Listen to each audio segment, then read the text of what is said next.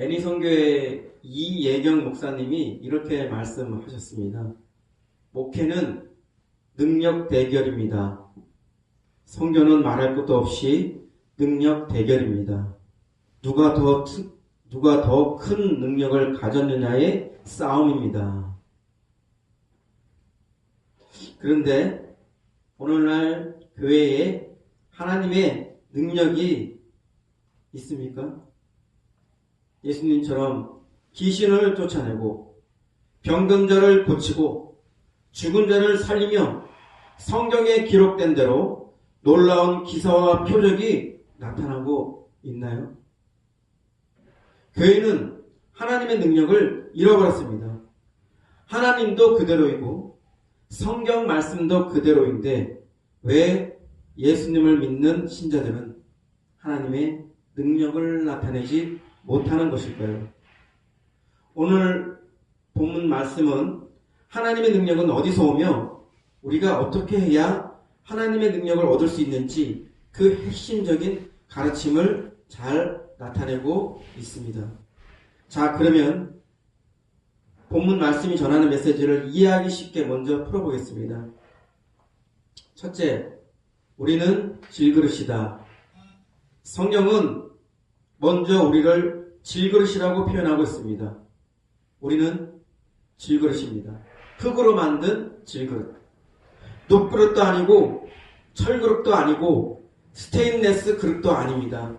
그러한 다른 그릇에 비해 쉽게 깨어지기 쉬운 연약한 그릇, 질그릇입니다.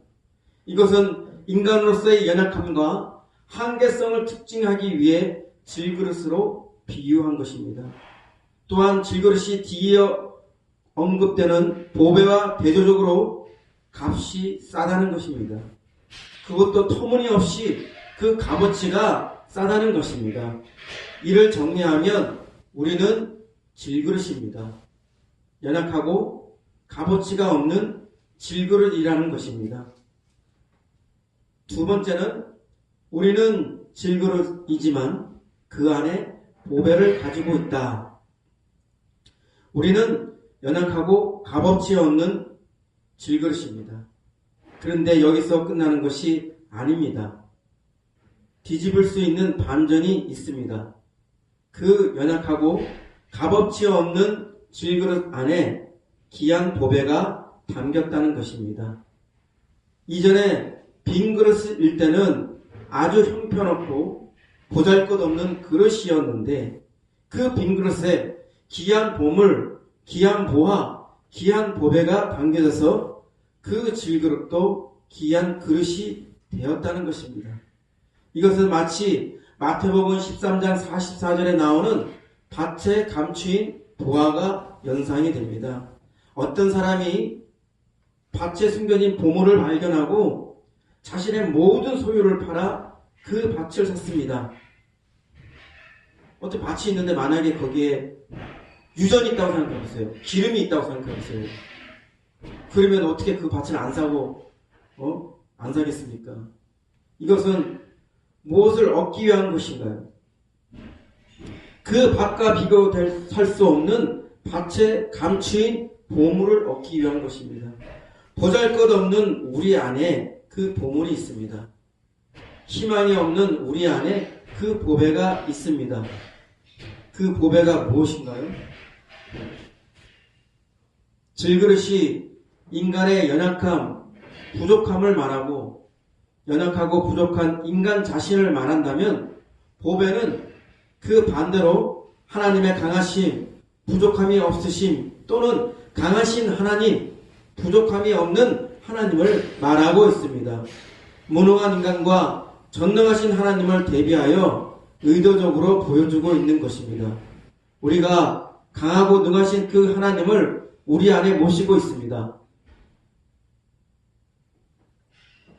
요한계시록 3장 20절 볼지어다 내가 문 밖에 서서 들어오려니 누구든지 내 음성을 듣고 문을 열면 내가 그에게로 들어가 그와 더불어 먹고 그는 나와 더불어 먹으리라. 요한복음 14장 20절 그날에는 내가 아버지 안에 너희가 내 안에 내가 너희 안에 있는 것을 너희가 알리라. 골로새서 1장 27절 하나님이 그들로 하여금 이 비밀의 영광이 이방인 가운데 얼마나 풍성한지를 알게 하려 하심이라. 이 비밀은 너희 안에 계신 그리스도시니 곧 영광의 소망이니라. 빌립보서 2장 13절 너희 안에서 행하시는 일은 하나님이시니 자기의 기쁘신 뜻을 위하여 너희에게 소원을 두고 행하게 하시나니. 고린도전서 3장 16절 너희는 너희가 하나님의 성전인 것과 하나님의 성령이 너희 안에 계시는 것을 알지 못하느냐. 요한일서 4장 4절 자녀들아 너희는 하나님께 속하였고 또 그들을 이기었나니 이는 너희 안에 계시니가 세상에 있는 자보다 크심이라. 이 많은 성경 구절이 무엇을 말하고 있습니까? 여러분 안에 하나님이 계시다는 거예요. 여러분 안에 예수님이 계시다는 거예요. 여러분 안에 성령님이 계시다는 거예요. 여러분 안에 보배로운 그분들이 계신다는 거예요. 우리가 모시는 그분의 능력과 가치로 말미암아 덩달아 능력있고 존귀한 존재가 된 것입니다. 그 하나님이 우리에게 말씀 그대로 보배가 됩니다. 그 하나님이 우리에게 말씀 그대로 보배가 된 거예요. 그 무엇과도 바꿀 수가 없는, 그 무엇과도 비교할 수 없는 귀한, 고귀한 그러한 보배가 된 것입니다.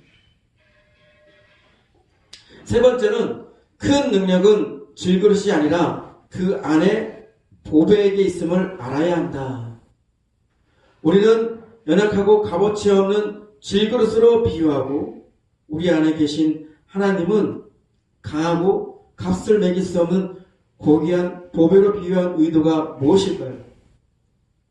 성경의 의도는 질그릇과 보배를 선명하게 대비시키면서 질그릇보다 보배에 초점을 맞추는 것과 질그릇보다 보배를 강조하기 위한 의도가 있는 것입니다. 결국 영광과 능력은 질그릇에 있는 것이 아니라 보배에 있다. 즉 보배이신 하나님에게 있다는 것을 선명하게 알려주기 위함인 것입니다. 이제 이것을 보다 쉽게 말하면 질그릇인 우리가 보배이신 하나님을 가졌으니 심히 큰 능력은 보배이신 하나님께 있고 질그릇인 우리에게 있지 아니함을 알게 하려 함이라. 그렇다면 오늘 본문 말씀을 통해 어떻게 하면 하나님의 능력을 얻을 수 있을까요? 첫째는 질그릇인 우리는 보배로운 하나님을 겸손히 구해야 합니다. 우리는 질그릇입니다. 우리는 언제든 깨어지기 쉽고 버려질 수도 있는 보잘것없는 질그릇이라는 것을 겸손히 인정해야 합니다. 우리에게 유일한 희망은 우리 안에 계신 하나님이십니다. 우리는 보배로운 하나님을 겸손히 구해야 합니다. 이전처럼 하나님 없는 빈 그릇이 되어서는 안 됩니다. 능력은 질그릇인 나에게서 오는 것이 아니라 보배이신 하나님에게서 오는 것이기 때문입니다. 모든 좋은 것들이 하나님에서 오지 나에게서 오지 않습니다. 영생도, 구원도, 복도, 은혜도, 치유도, 건강도, 부유도, 형통도 모든 좋은 것들이 하나님에게서 옵니다. 나에게서 오는 것이 아닙니다. 그렇기 때문에 하나님은 내게 부정할 수 없는 보배입니다. 질그릇인 우리는 보배이신 그분 앞에 겸손해야 합니다. 하나님은 겸손한 자에게 은혜를 주시고 교만한 자를 대적하신다고 하셨습니다.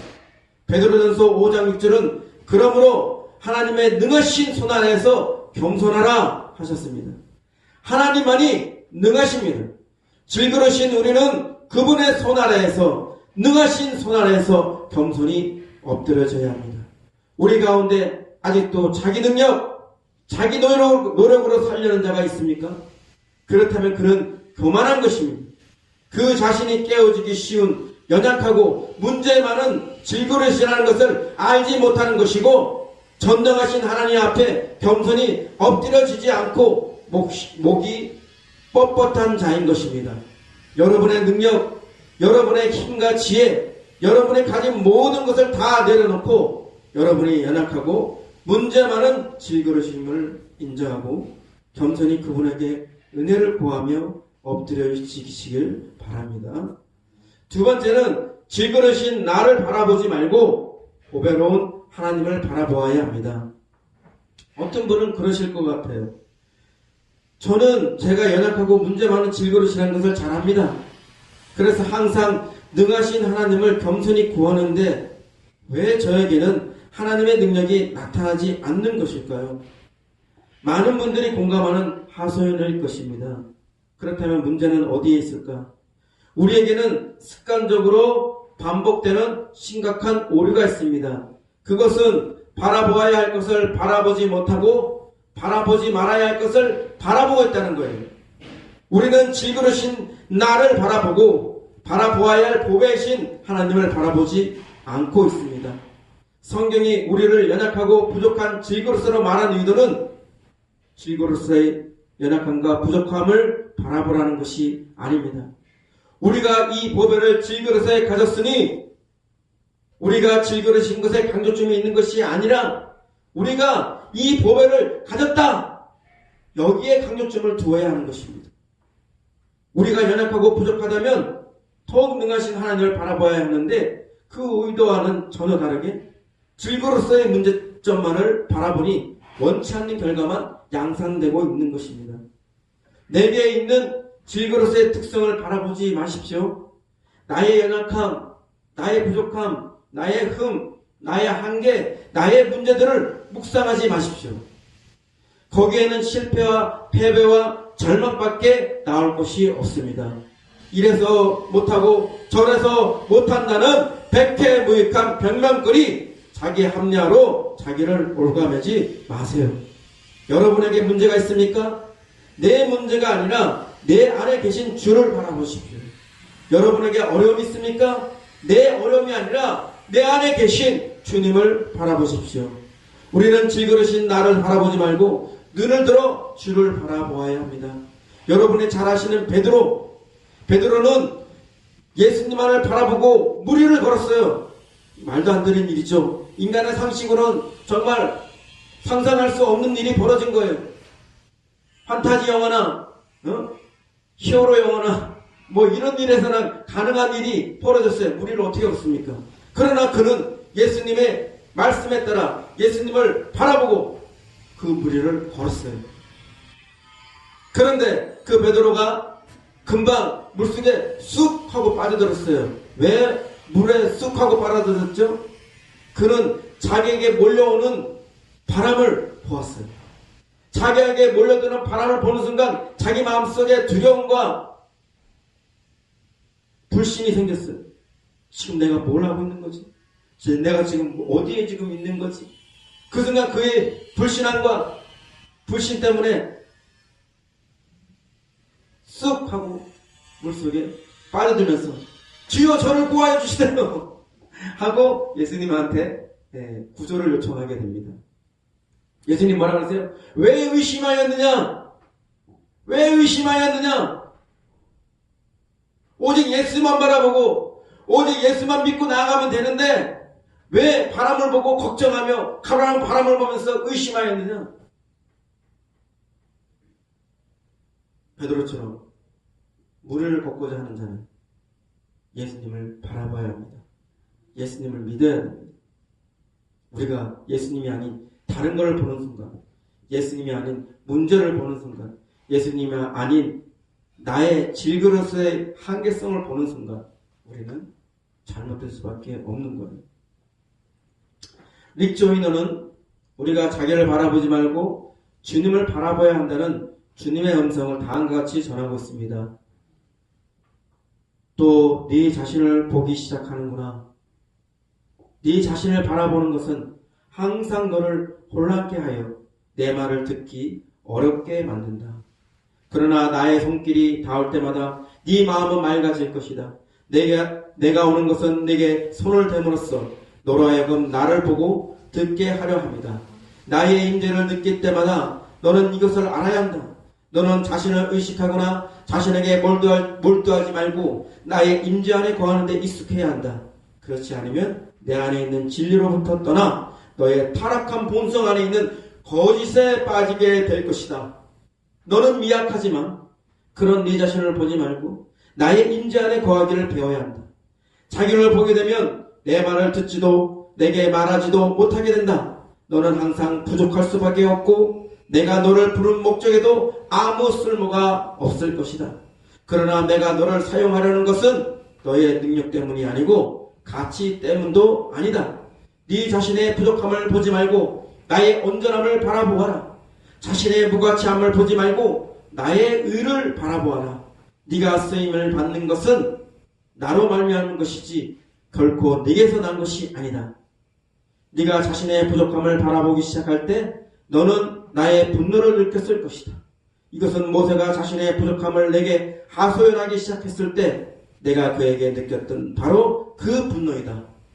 나를 바라보기보다 자신을 바라보는 것이 곧 내 백성 중에 내가 원하는 대로 사용할 수 있는 자가 극히 적은 주된 원인이다. 너는 결코 네 자신을 네가 원하는 모습으로 만들 수 없다. 그러나 나는 할 수 있다는 것을 너는 믿어야 한다. 구구절절히 너무 중요한 메시지를 말하고 있습니다. 더 이상 질그릇인 나의 문제에 대해서 말하지 마십시오. 여러분 안에는 어떤 문제도 해결할 수 있는 하나님이 계십니다.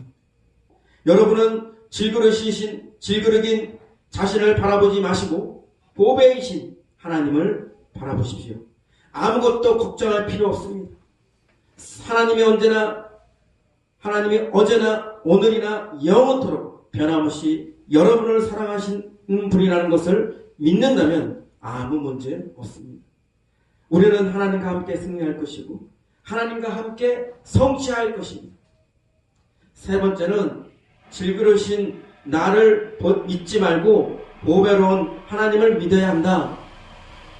앞서 말씀드린 대로 능력은 질그릇인 내게서 오는 것이 아니라 보배이신 하나님에게서 오는 것입니다. 고로 우리는 하나님을 믿어야 합니다. 하나님을 신뢰하고 의지해야 합니다. 모든 좋은 것들이 믿음을 통해서 우리에게 옵니다. 히브리서 11장 6절 믿음이 없이는 하나님을 기쁘시게 하지 못하나니 하나님께 나아가는 자는 반드시 그가 계신 것과 또한 그가 자기를 찾는 자들에게 상 주시는 이심을 믿어야 할지니라. 우리 주님은 여러분에게 그것을 능히 주시길 원하십니다. 예수님은 믿음이 무한한 가능성을 가져온다고 다음과 같이 말씀하셨어요. 요한복음 14장 12절 내가 진실로 너에게 이르노니 나를 믿는 자는 내가 하는 일을 그도 할 것이요 또한 그보다 큰 일도 하리니 이는 내가 아버지께로 감이라. 말씀을 맺겠습니다. 우리에게는 아주 오래된 고질적인 문제들이 있어요. 어떤 분에게는 병의 문제일 것이고 어떤 분에게는 가난의 문제일 것입니다. 그렇다고 이러한 문제들에게 마음을 두어서는 안 됩니다. 마음을 빼앗겨서는 안 됩니다. 우리가 그 문제들을 마음에 두고 자꾸 생각하고 말하는 순간에 그 문제들이 점점점 더욱 커져서 점점점 더욱 커져 보여서 우리를 지배하게 된다는 것입니다. 우리는 비록 깨어지기 쉬운 연약한 질그릇이지만 우리 안에 능력의 하나님이 보배가 되었습니다. 우리 안에 능력의 그 하나님을 모시고 있어요. 불안하십니까? 두려우십니까? 걱정되십니까? 그렇다면 여러분은 지금 이 순간 질그릇인 자신이나 자신의 문제를 붙들고 있다는 증거입니다. 여러분이 진정 하나님에게 소망을 두고 하나님을 믿고 붙든다면 그러한 어떠한 문제, 나의 연약함, 나의 문제, 나의 나의 부족함, 그런 게 문제가 되지 않습니다. 여러분은 하나님과 함께 하나님과 더불어 이 그 모든 문제들을 돌파할 수 있습니다. 하나님이 원하시는 대로 내가 원하는 대로 그 믿는 대로 그 모든 것들이 해결되는 놀라운 일들을 이룰 것입니다. 여러분의 진실로 하나님의 능력을 얻고자 한다면 여러분은 끝까지 내 안에 계신 그분, 내 안에서 선한 일을 시작하시고 이루실 그분을 붙들어야 합니다. 능력은 질그릇인 내게서 오는 것이 아니라 보배이신 하나님에서 오는 것이기 때문입니다. 사랑하는 성도 여러분, 항상 이 말씀을 되뇌어 보십시오. 우리가